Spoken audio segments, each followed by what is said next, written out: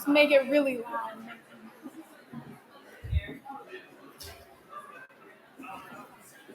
Dr. Farmer, are you good if I introduce you guys? Sure. Okay. Welcome back. I hope everyone had a nice lunch. Under HISA rules, attending and regulatory veterinarians have different responsibilities. However, both maintain crucial roles in overseeing the safety of our equine athletes. Dr. Will Farmer, Equine Medical Director of Churchill Downs, will moderate the following panel, which will explain the respective duties of each position.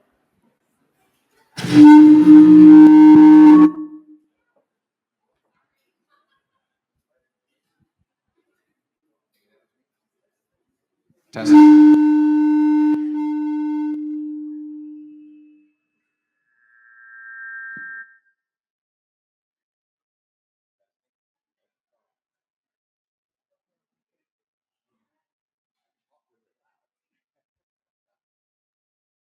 Can you hear me now? Does that sound all right? All right. Thank you, everybody, for joining us today. We're going to have hopefully a really good discussion regarding HISA implementation. We've not had a welfare summit since HISA was implemented. Our last summit was immediately before July 1st of 2022 when HISA went into effect. So I thought this would be a great opportunity to have a discussion about how that has affected our environment with regards to a regulatory veterinarian and our attending veterinarian.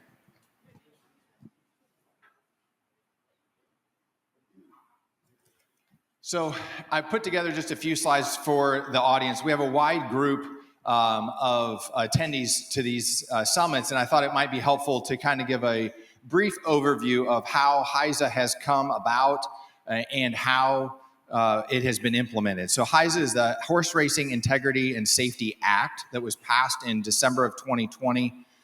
And then in May of 2021, the board was formed for the Horse Racing Integrity and Safety Authority, who ultimately then implements the act.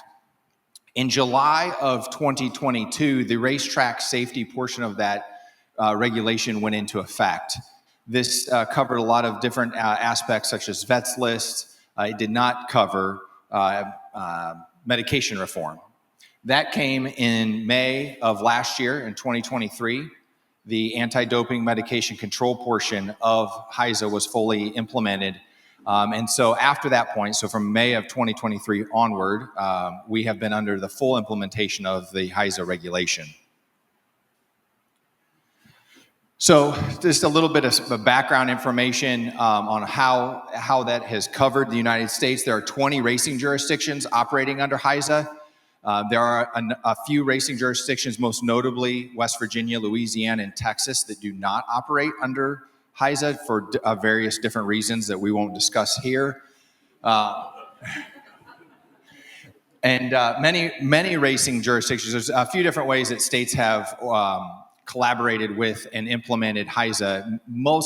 Many states are a voluntary agreement with HISA, which basically allows for utilization of existing staff, the state veterinarians, the test barn crew, a lot of these very important roles that are defined by HISA and were already in place to be utilized for that purpose. When the HISA was passed, what basically it did, and our ultimate goal with the federal legislation was to unify our racing rules. As many of you guys know, racing jurisdictions vary drastically across the country with regards to medication and veterinary regulations. And this was the opportunity to take all of those different racing regulations and unify them into one singular path so that we could all be on the same page. In breaking it into two different areas, the racetrack safety regulation portion, it codified a universal set of rules for very common processes for us, one of them being vets list management. Every racing jurisdiction has a veterinarians list. They were all managed somewhat different. Rules for going on and off those lists were varied slightly, some states more than others. things such as how lamenesses or unsoundnesses were treated and the time and requirements for those horses to return to the racing population. Things such as EIPH or our bleeder horses on how those were handled. 4-year-old first-time starters and horses that had not raced within 365 days are just to name a very few of the high-level topics that were covered by HISA that now went into effect across all racing jurisdictions.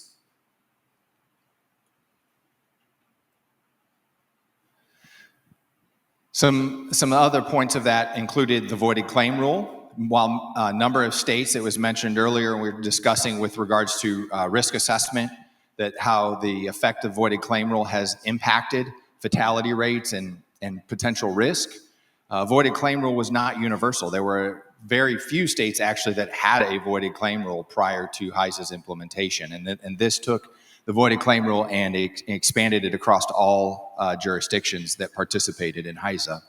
It also created a racetrack risk management committee. This committee was really charged with looking at every injury, fatality that happens at a racetrack and anything related to equine safety.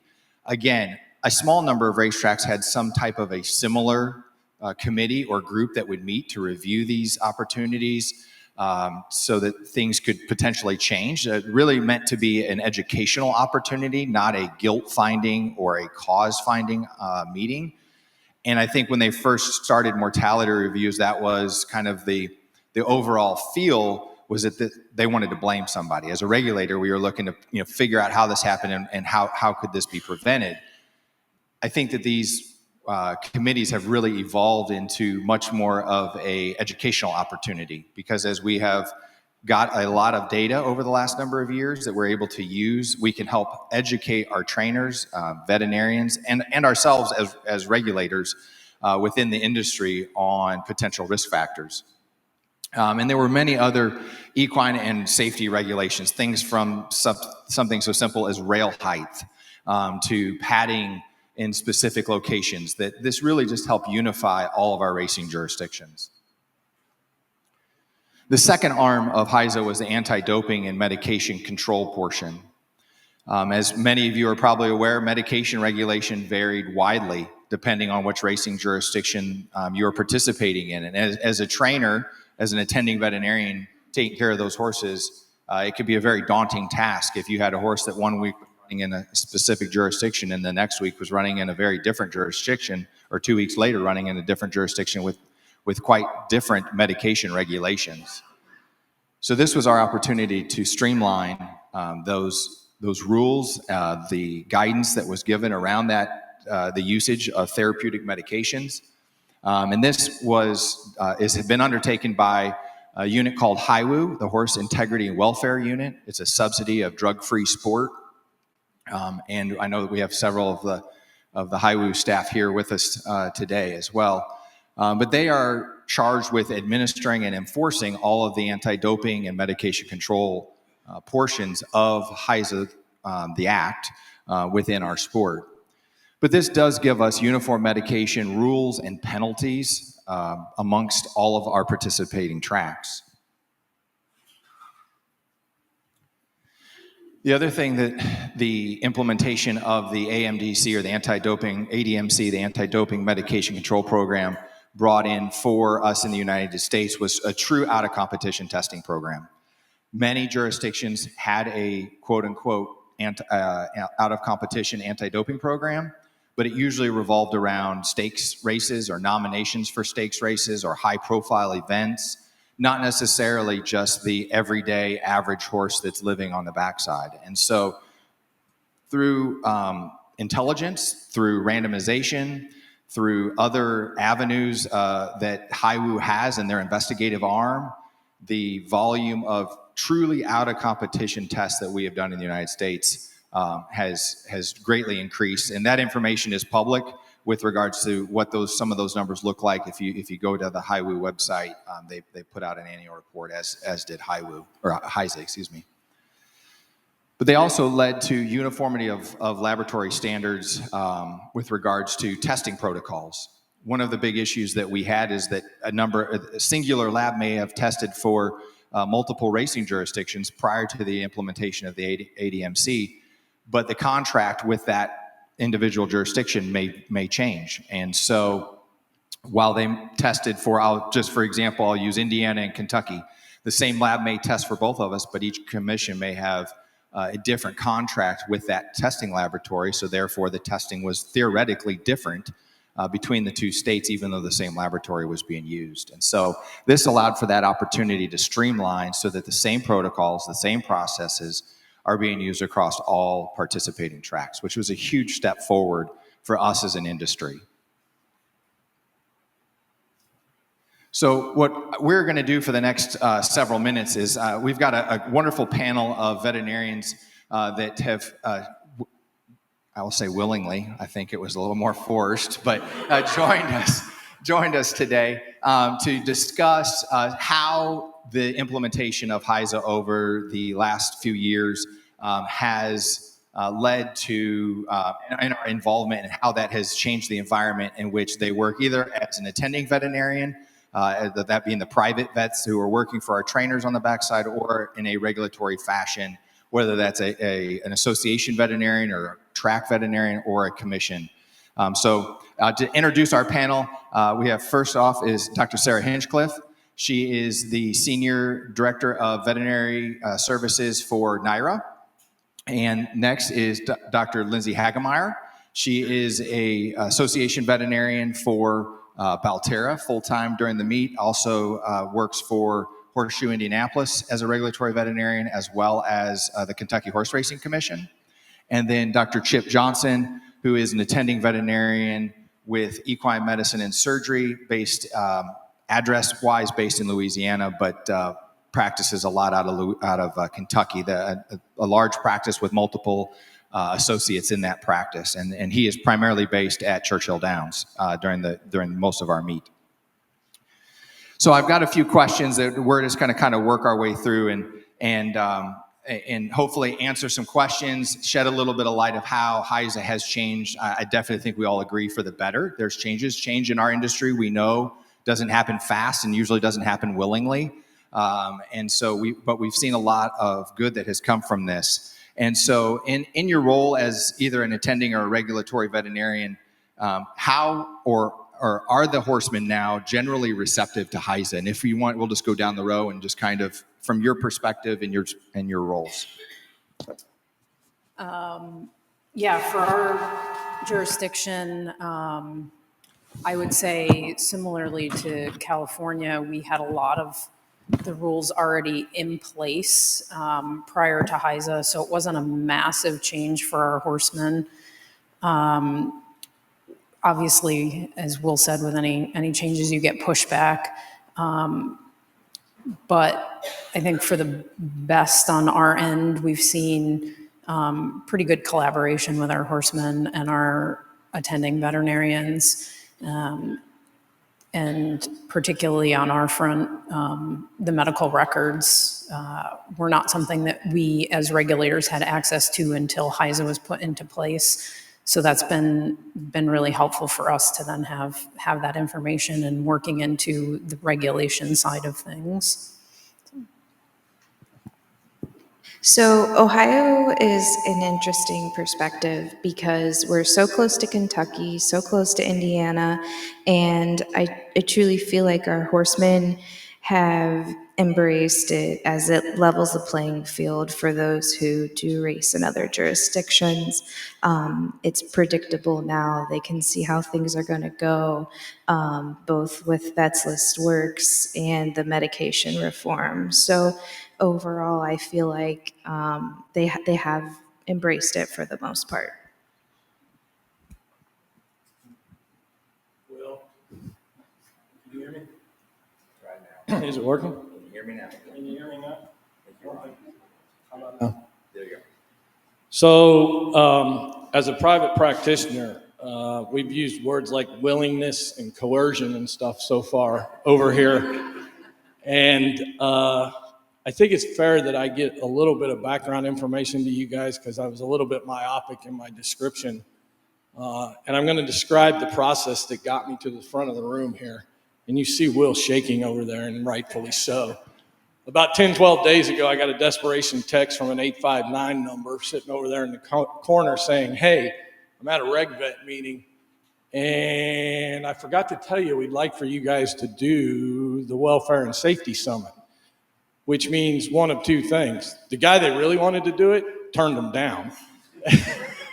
And they said, get Johnson, he'll do it. So then Hayden would call Will, and Will said, are you sure? Because he's going to go off script. He's going to go rogue. And so, Will, rather than make you wait for me to go rogue, I'm just going to get rid of the apprehension and trepidation now and go ahead and go off script. I want to say a few things, and thank you guys, number one, for having me here. But number two, look around this room and look at the star power that's here. And I think that says a lot about our industry. That we're able to come together from all facets of it, from the veterinary perspective, from the industry perspective, from the breeding perspective. All of that means a lot to the industry, and it means a lot to me as a veterinarian. About 35 years ago, I was out there as a student at AAEP and mesmerized by the star power in those rooms and knew that this is what I wanted to do. So I want to take a moment, and if any of you guys are out there, if you'll stand up, if there's any veterinary students or pre-veterinary students, stand up. And this story is going to be twofold.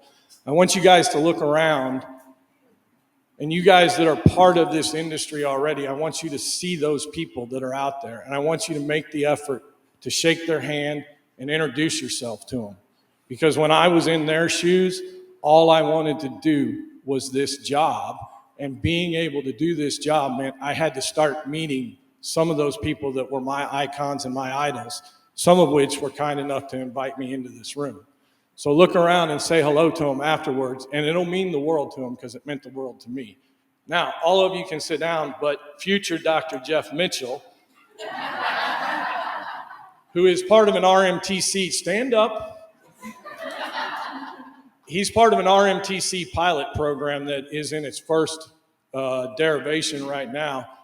And he spent last week walking around hanging out with the reg vet staff over at the KHRC. And it's a program that's going to introduce these guys to both the regulatory facet as well as the private practitioner facet of our industry.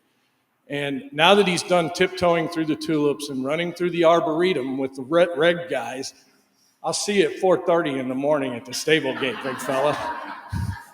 And pack a lunch. We got things to do. As far as HISA goes, though, since that was the question that I derivated from, I would say trepidation and apprehension ran amok with our people, and it's been a process. From our perspective, there's obviously a lot more to do. But it's made us all better veterinarians, and it's made our horses safer, and there's no doubt about that in my mind. I know for a fact that there are things that I do now that I would not have been given the opportunity to do to the horses that I do them to had those rules been not put in place. Now, as we wander down through this conversation, there are some sticking points, and there will be for me, particularly from the private practitioner point. But fear and trepidation did abound, but we're gaining on them, and we're gaining on them quickly. And in no small part, it's due to the other thing I wanted to mention about future Dr. Mitchell's role is the interaction now that is experienced between the regulatory side of things and the racetrack private practitioner. I barely, in a lot of jurisdictions, up until I got to Kentucky in 2014, even knew the names of most of my regulatory side guys. And now we interact on a daily basis. Some of it to my fear and trepidation, Nick Smith. But anyway, I'll leave it at that, and then we'll wander through the rest of it. And I'm back on script now. Well, you've answered about 10 of my 10 questions, so I guess we're about done. I appreciate everyone being here. No, I do think, I mean, you bring up some really good points with regards to the trepidation. We all did, from the regulatory veterinarians to the attending veterinarians to the trainers to the owners. When 2022 came around, there were a lot of questions, and we still have questions. But I do think that we have continued to move forward, and we're seeing the progress. One of my follow-ups with this particular question was, what is been some of your biggest complaints or complaints that you have heard? Because I think this is also an opportunity to present that back to HISA, because they have several different working groups that have been, at least from the regulatory vet side, I feel fairly responsive to some of the criticisms and some of the concerns that we have had since we are now the ones being regulated. So if some complaints or thoughts there. Yeah, I would say with our probably both practitioners and trainers, one of the biggest complaints, trepidations I got when we first started was the lack of withdrawal times. We were still operating under withdrawal times. There was a lot of trepidation of, I want you to give me a number and tell me when I can give medications and treatments. And I think, we've kind of navigated that. There wasn't a huge change. And certainly we still get, I want a number, but I think that's gotten better. I think both on the regulator side and the private practitioner side, the level of paperwork was a scary prospect for all of us. And it certainly has increased the amount of paperwork, end of things, sometimes having to do things doubly if we're using the Encompass system and the HISA portal. So that's still a challenge sometimes with what we're working. I'll interject real quick before Lyndsay goes, because I do think you bring up a good point, and that has to do with our anti-doping medication control program. We went in the United States from a traditional withdrawal guidance to a detection time, which was significantly different for many of our attending veterinarians, and I'm sure Dr. Johnson will speak to that. But I do want to put a shameless plug out to the RMTC, the Racing Medication Testing Consortium, because they provided our industry with some very valuable information, kind of a safety blanket, if you want to call it that, because of the way our practitioners in our industry has functioned for so long. This transition from withdrawal guidance to detection times was a very seemingly scary transition. And so the RMTC, under Dr. Michael Hardy, stepped up to that challenge and provided our practitioners and trainers with basically, they took the detection times and transferred that over to a withdrawal guidance, so we could kind of compare apples to apples on the two different systems that were being used for medication guidance. So just a little background on that. You're up, Lyndsay. In Ohio, something I hear a lot among the horsemen, or well, I used to, so I should backtrack. I don't know Ohio before HISA. I stepped in right as it was enacted, so I don't really know it any differently. But pre-race exams were a huge change for Ohio horsemen. And something that they used to say is, it's a waste of time per se. I have to spend my morning waiting for the reg vet to come around, and when are they going to be here? And if we walk the horse, what's the next step? So I heard that a lot initially, but with this racing season, it's kind of a welcome change. I would say that they're used to us being in the barns now. They're used to us taking time to examine their horses and being thorough.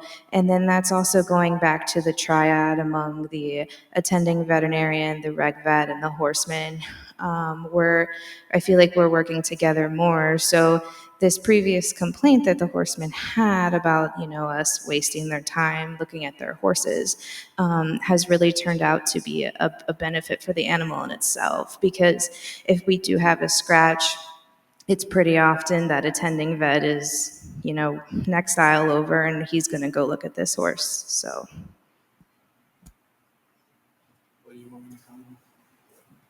So one of the biggest complaints that I know from practitioner standpoint, there was obviously a lot more paperwork initially. I think some of that has changed, but some of the biggest headaches that came along with the implementation of HISA from a practitioner standpoint. So I think the paperwork thing is an obvious problem, I guess. It is the Department of Redundancy department all over again for us on many occasions, between transferring it to my billing office, reporting it to KHRC, what I did, what I have to do, reporting it to HISA. Those things will iron out. It was a challenge that came to our profession that was probably long overdue.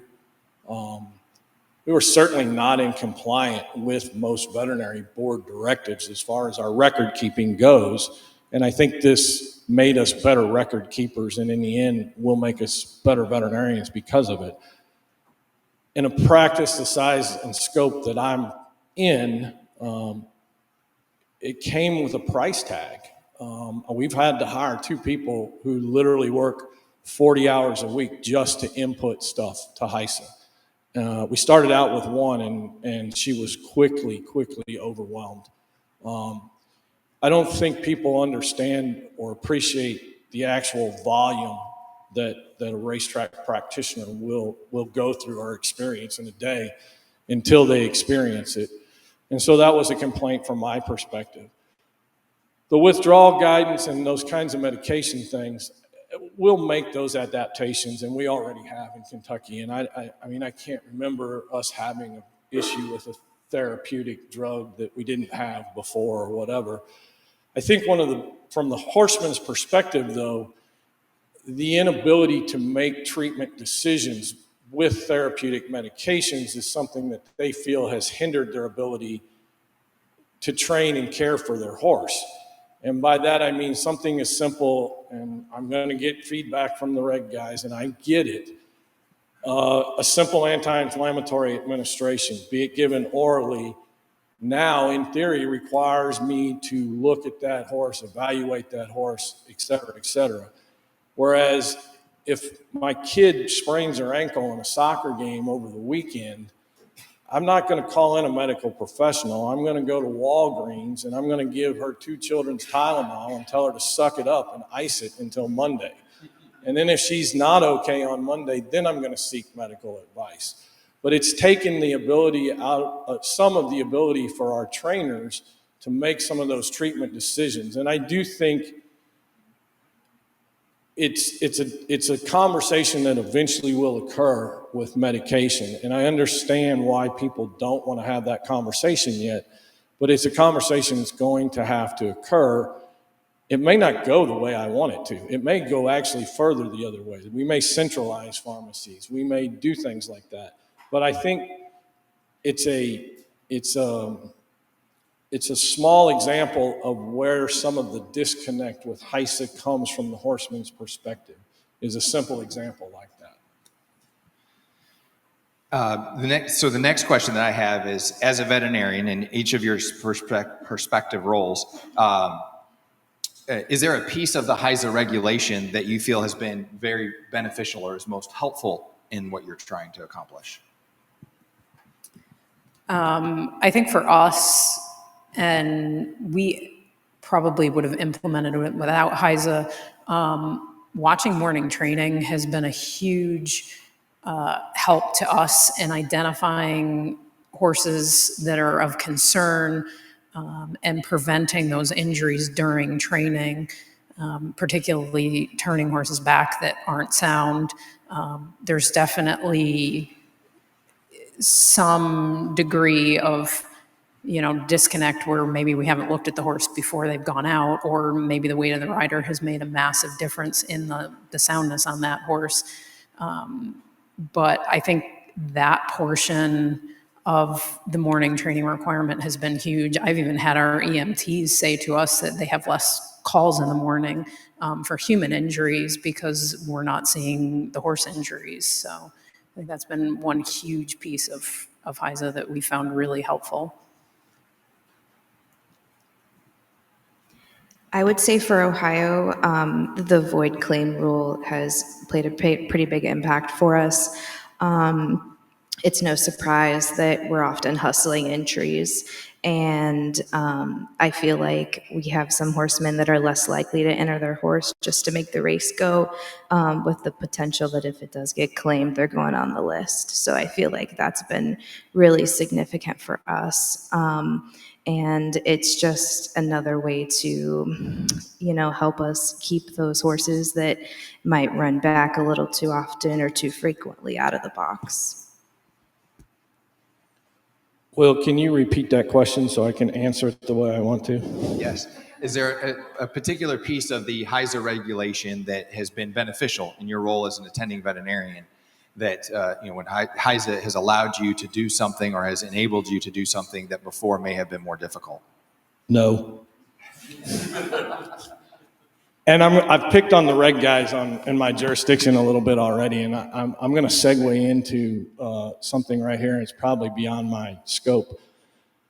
But the most important regulation change that has occurred is the pre-breeze and pre-entry evaluation, and that's a Kentucky rule, and it does exist in other jurisdictions, and Dion spoke of it earlier this morning. But that is the one central rule that has put me in front of those horses before something happens, and it has been invaluable in my ability, number one, to keep my patients safe. And number two, and without fail, I think all of my trainers will attest to, makes them win more races because we identify potential performance limiting problems quicker and we're able to address them sooner and exert a bigger and better influence than we would had the problem existed for longer than that before it was brought to our attention.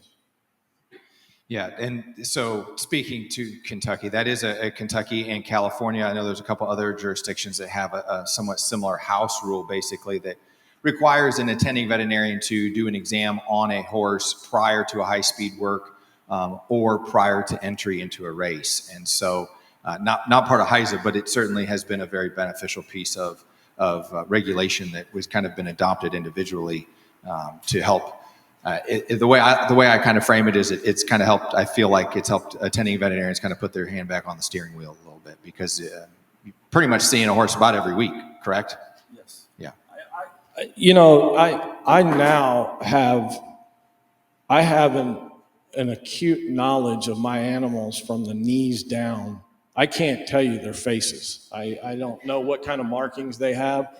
But I have barns where the boys are amazed at me because they'll bring a horse out and I'll look at it from the knees down and I'll tell you who it is. And that's huge because when I'm able to identify that animal that way and I'm looking at that animal on a weekly basis, I can tell you when change has occurred. And that's a big deal for the horse.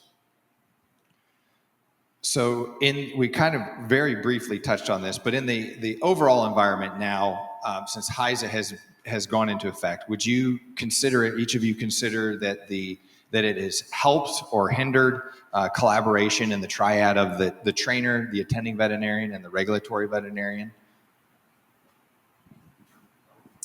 I think it's helped.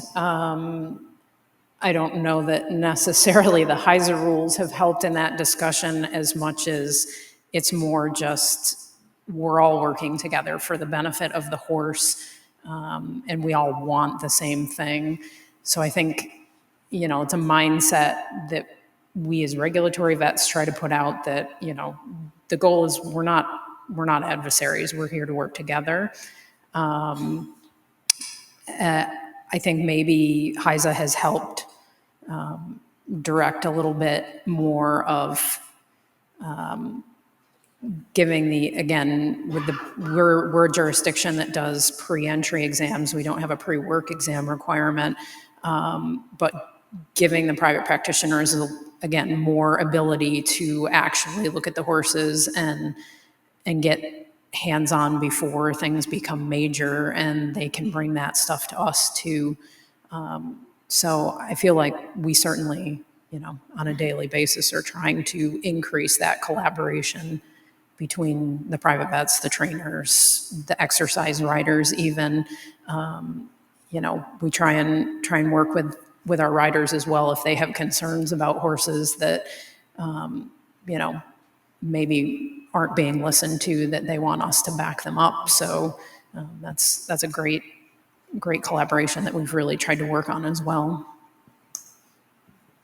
Lyndsay, I know it's a little bit different for you in a different jurisdiction. Ohio is, obviously that's one of the reasons that when started thinking about how to put this panel together, your experience is because you have Indiana, Ohio, and Kentucky. You can kind of see how all the pieces of the puzzle work a little bit different, even though, again, as my saying is, we all race to the left. We all have a little bit different way of going. So your experiences in Ohio.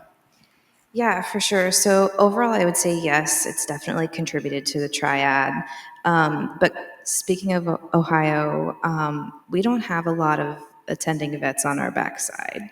So the few that we have, they are working really, really hard, really long days. And I know, like, when I'm heading out at the end of the day and I see them still driving barn to barn, I feel for them, because I know they're out there working extremely hard and kind of making sacrifices from, missing family events and stuff like that. So they're working really hard. So these, they're new for us, new for Ohio, right? These new regulations have made a ton of extra work for them that they hadn't had previously. So I feel like Chip said, they've had to hire assistants and, associates, and it's been a big adjustment for them as well. So in our day-to-day things from the Ohio regulatory vet side, we try our best not to add to their plate. But, they're still there in the event of a scratch. They're ready to work that horse up and hopefully get answers for that trainer too. So we're definitely working together, but we're kind of on thin ice per se, trying not to add too much to their plates. I mean, I think I've already spoke to that pretty much. I think not knowing y'all's names and now knowing your names is enough said. Yeah, and I think it's also something, so in my role, obviously cover multiple different jurisdictions, and some are more, the resources available in some of those jurisdictions are significantly different than others. And I do think that one of the struggles that I think we all have seen or at least heard about, is that when we take a set of rules and you try to apply it to a wide variety of situations, because we're not all Kentuckys, we're not all NYRAs, we're not all Californias or First Racing that have significant resources behind all of these racetracks to be able to take regulation and rules and to be able to implement those meaningfully across a wide spectrum of racetracks so that it's impactful to all of our horses is a big challenge. I mean, no matter who you are, no matter what organization, to be able to effectively do that is a real big challenge. But I will speak momentarily for we own Presque Isle Downs in Erie, Pennsylvania. There's one attending veterinarian on the backside of that racetrack. And so, and that's the way it was pre-HISA, and that was the way it's continued to be since HISA has gone into implementation there. And it definitely has reason to be concerned for our veterinary population, because there is more workload that comes with that. There are more requirements.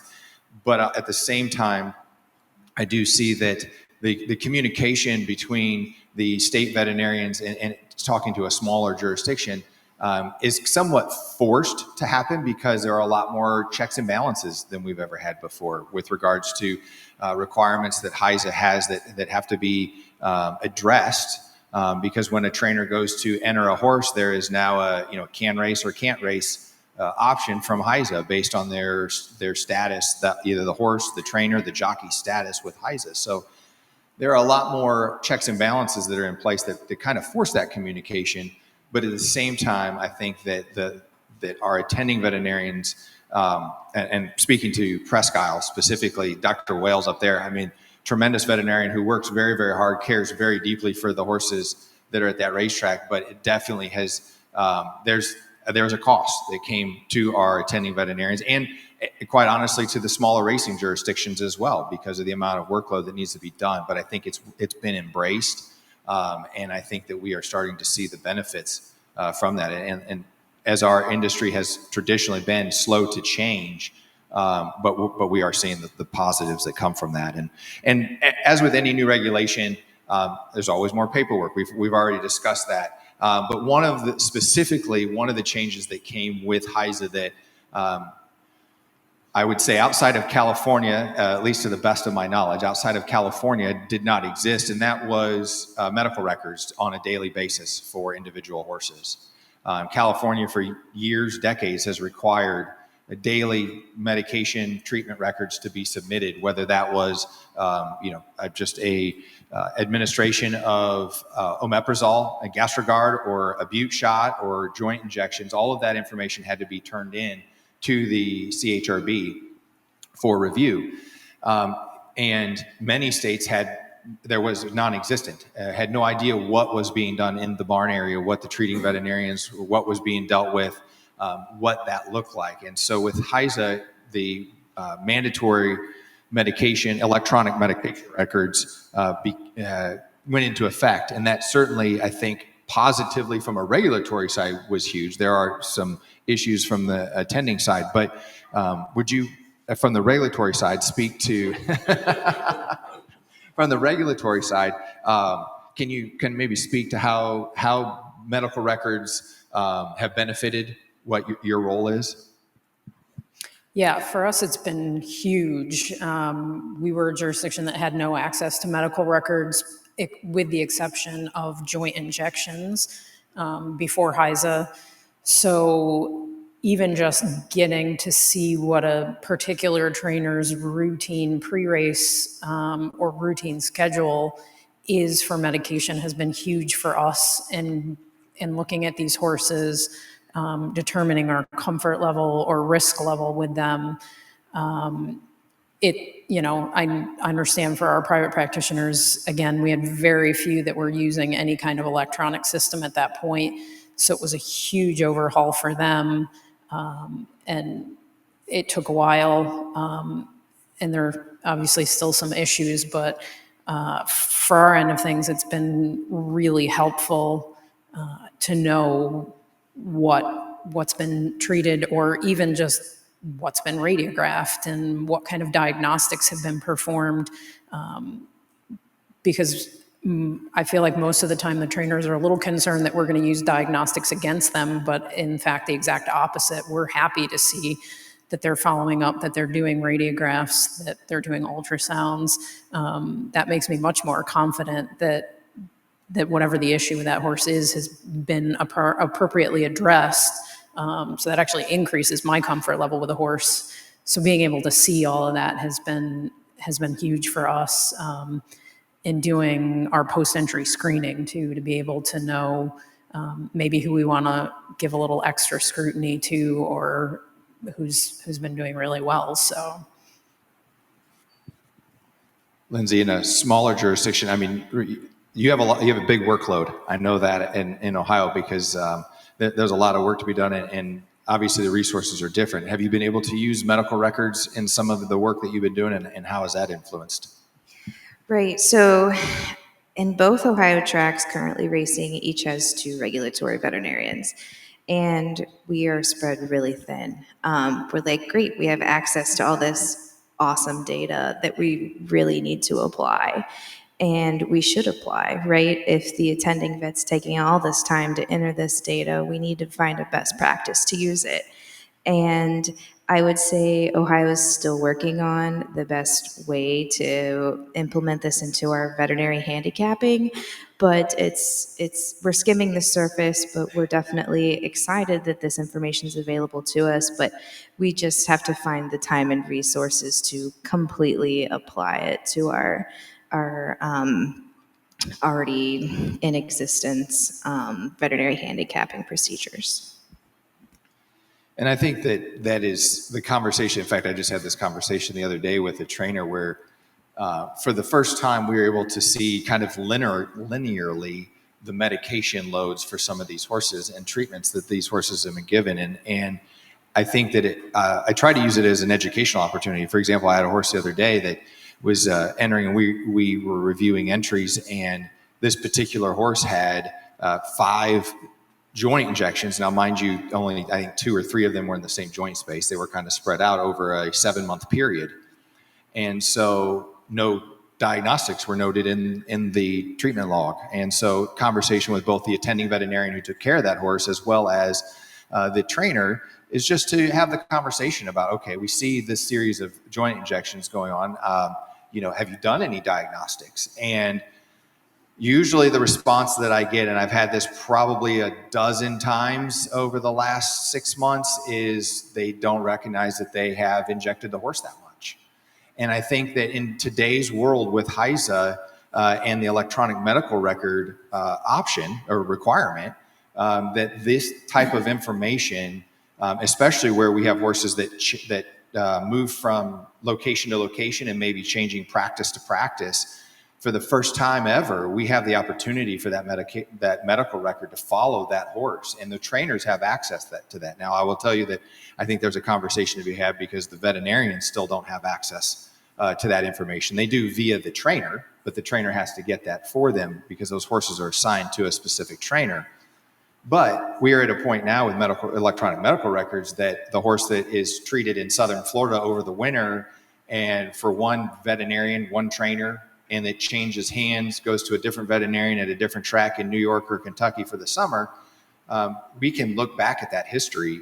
And I think especially for our trainers that are in the claiming game, I think that this is a really, really beneficial tool for them because they have the opportunity to gain a little bit of history on the horse that they're getting. They don't get that information until they've claimed the horse. But it is surprisingly shocking for me to have the conversation with the trainer, and they're like, especially a trainer who's had a horse, and they're like, we got a lot of horses in the barn and just kind of didn't realize that, he gets a little fluid in his ankle, so we inject him. We didn't realize that was 3 months ago, and then we had done it 3 months before that, and 2 months before that, and a month before that. And so it kind of helps create a timeline for these both attending veterinarians and the trainers to be able to see this information to help make a better decision. And I also have the conversation with regards to the use of diagnostic imaging. We are in a world today where I feel that diagnostic imaging, whether it's advanced diagnostic imaging or just the radiograph and ultrasound, can still yield a lot of very valuable information. We're very fortunate to see some new advanced diagnostic imaging that has come around, specifically looking at standing CT, looking at the PET machine, the positron emission tomography that is available, that can really help give valuable information to our attending veterinarians and to our trainers as they are making medical decisions for their horses. And so kind of not directly to HISA, but I thought I would ask Dr. Johnson for his opinion with regards to some of the advanced diagnostic options that are available. I know we've had a number of discussions regarding the PET machine and how that has helped you as an attending veterinarian.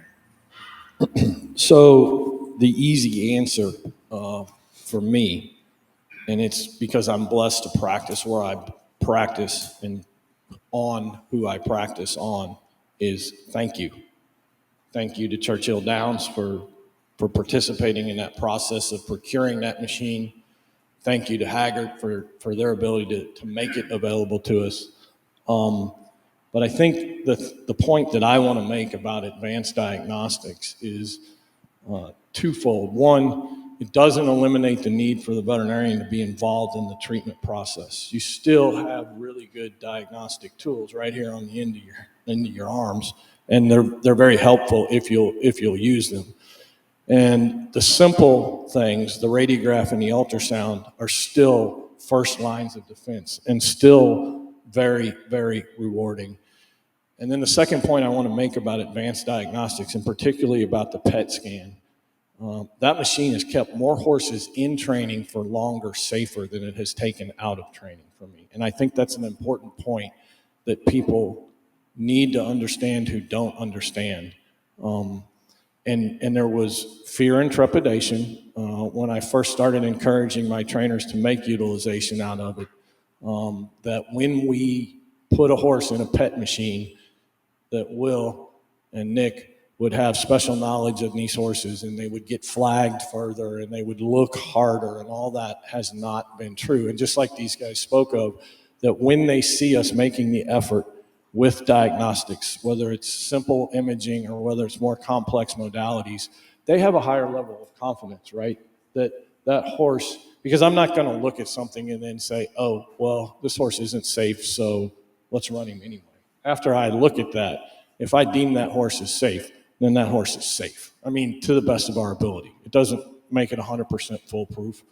But I think that's an important point that we need to remember, is that those advanced imaging modalities oftentimes, particularly in the pet, will keep more horses in training. And look, we got to face the facts. We've got fewer horses, and they need to stay in racing longer nowadays and safer for us to attract more owners to this game. So. And I think the availability of pet is increasing, and we're very fortunate in Kentucky. We have 3 pet machines here in Kentucky. There's 2 in California, one based solely at Santa Anita. I know that Root and Riddle has moved one of theirs to Saratoga, I believe, for the summer meet. So we're starting to see this modality become, it's brand new.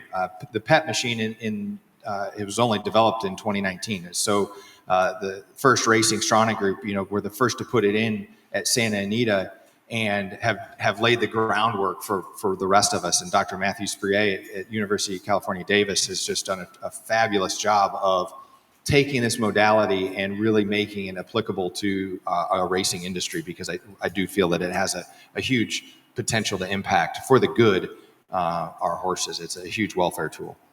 One of our biggest challenges, though, with these advanced imaging modalities is to put them in front of the horses that need them. It's easy for me, and I'm really blessed that my horses literally walk across the street, just like they do at Santa Anita. They're back in their stall by feed time. They're hands off till the next morning. We get a readout in a couple, 3 days, and there's no interruption to their training schedule.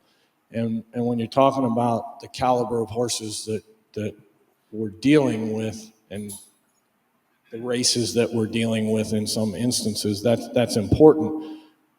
But there's a whole nother level of this industry that and just like I have a hard time with the sudden death thing, because I'm totally confused by it. I have no idea any of the predictive values, but it's very encouraging to hear those researchers up here earlier say, we can do this. We can do this as an industry.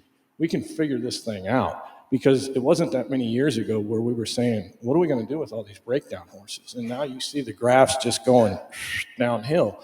And I think it's important that we don't give up on that second tier of racetracks, that we work hard and endeavor to keep these types of modalities in front of some of those horses too, because those are the horses ultimately that need it too. They need it too. Which I think is a great segue into my next question, because I think it by is, intent. I think it's fair to say, that not all racing jurisdictions are the same. We have a cross section of racetracks, and that's needed for our industry, for our horses, because they're not all Grade 1 winners, so consequently, there are different resources that are available, different veterinary staffing, quality of horse that populate these tracks. Is there any advice? I know we've got a lot of people that are probably streaming who are here who come from smaller racetracks. Is there any advice as a regulatory veterinarian, as an attending veterinarian, with regards to HISA? Because a lot of our colleagues at these smaller racetracks felt as though that HISA was a insurmountable mountain. There was a lot of change that came when HISA was implemented for NYRA, for a lot of the California tracks, for us in Kentucky. The disruption, there was disruption, but it was fairly minimal because we had already had a lot of these protocols in place. But Lyndsay, to your point, Ohio, it was a significant change. For other states that are out there that are smaller racing jurisdictions, there was all levels of change. And so I thought it might be helpful if there was something that you might be able to impart upon some of our colleagues at other racetracks. I commend them because we function with about 5 to 6 regulatory vets, and it's difficult. So those tracks with less, I feel for them. One of the things I'd maybe love to see HISA do is to provide some additional support in just the ability to help those regulatory vets, and honestly, in jurisdictions where there's potentially only one attending vet, with some kind of centralized support. Maybe it's, somebody that can review radiographs for them, or, something simple as that can go through. I know we talked a bit about the post-entry screening before, but for those tracks that don't have the personnel, I mean, that's literally a full-time job doing post-entry screening. So for HISA to provide that kind of a centralized, or figure out a way to help those tracks whittle down who might be of concern. We run the gamut of horses in New York, from the winter time to the summertime in Saratoga. And okay, great, when I'm looking at half the card of 2-year-olds, there's very little data to go through, and we can post-entry screen those horses really quickly. It's usually the smaller tracks that have the horses that do have an extensive history, a lot more information to go through.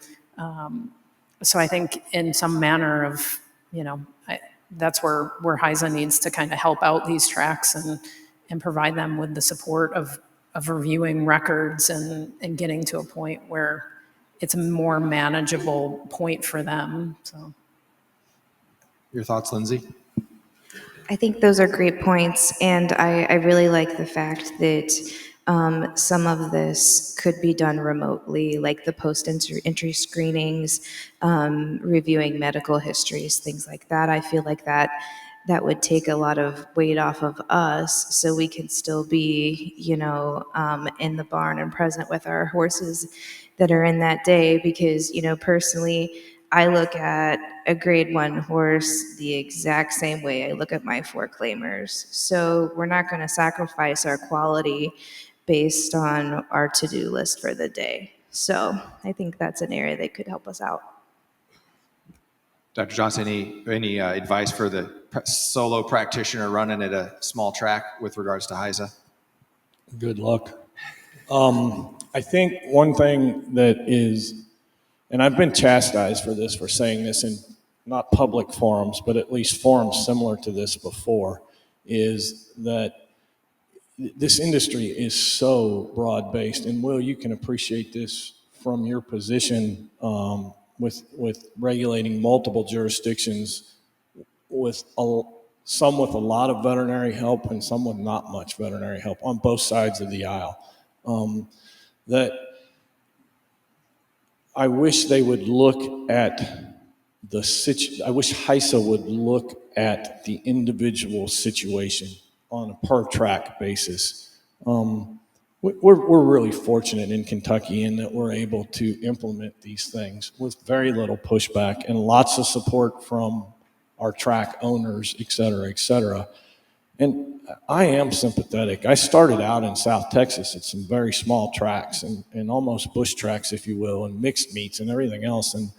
And for a few years, I went down to Tampa, which, it was okay, but it had a real dichotomy of population of horses there as well. And it's what's good for the goose is supposed to be good for the gander, and I wish that was true, but it's such a broad-based industry. I think we need to really give consideration to the individual situation rather than be, I guess, somewhat draconian in our implementation. Maybe really step back and take a look at how do we get there with baby steps, maybe. That's what I would say. Perfect. And I do think that is a challenge for all the racetracks as we go through implementing. I will say that, at least from my perspective, from a regulatory veterinarian's perspective, and you guys might nod your head in agreement, I think that HISA has been fairly receptive to a lot of our concerns, a lot of complaints that they've tried to address to try to make it better. It's really hard to take one size shoe and make it fit all. And I think that, it's certainly happy to help from my standpoint as well. If anybody out there, has questions or concerns, certainly happy to help, try to ease some of that burden any way that I can. And I don't want to speak for the rest of you, but I do think that we're all in this together. I think we've made some really, really great strides. I think we have a lot more good to come as HISA continues to mature, and our relationships between the trainer, the veterinarian, the attending veterinarian, and the regulatory veterinarian only continue to grow. So I appreciate everyone's attention. I really appreciate our guests and their responses, and I appreciate the opportunity to have a quick discussion regarding HISA and how it has changed, and for the better, our regulatory veterinary medicine and attending veterinary medicine. So thank you.